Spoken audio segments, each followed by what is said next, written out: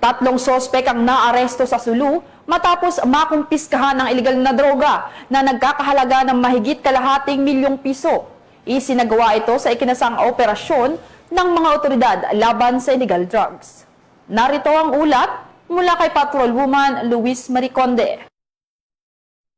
Ang tinatayang 510,000 pisong halaga ng shabu sa isinagawang drug bypass operation ng Philippine Drug Enforcement Agency Sulu, katuwang ang Hulo MPS SPPO, 54th Special Action Company, 5th Special Action Battalion, PIO Sulu PPO, Regional Intel Unit 9, 1st PMFC Sulu PPO, National Intelligence Coordinating Agency, Sulu Maritime Police, PCG Western Sulu, PCG K9 Sulu, Special Operation Unit Sulu, PCG Intel Unit Western Sulu, at Patikol MPS sa PMC Street Barangay Busbos, Hulo Sulu, ito lamang ika-21 ng Setyembre taong kasalukuyan. Kinilala ng mga otoridad ang mga sospek na sina alias Ban, lalaki, 31 anyos, may asawa, magsasaka, residente ng Bungaw, Tawi-Tawi, alias Glenn, lalaki 34 anyos, may asawa, miyembro ng CAFGO, residente ng Barangay Liyang, Patikol, Sulu, at alias Tas, lalaki 48 anyos, may asawa, driver at residente ng Bungaw, Tawi-Tawi. Nakumpiska sa mga sospek ang 2 vacuum-sealed packs ng hinihinalang shabu na may bigat na 75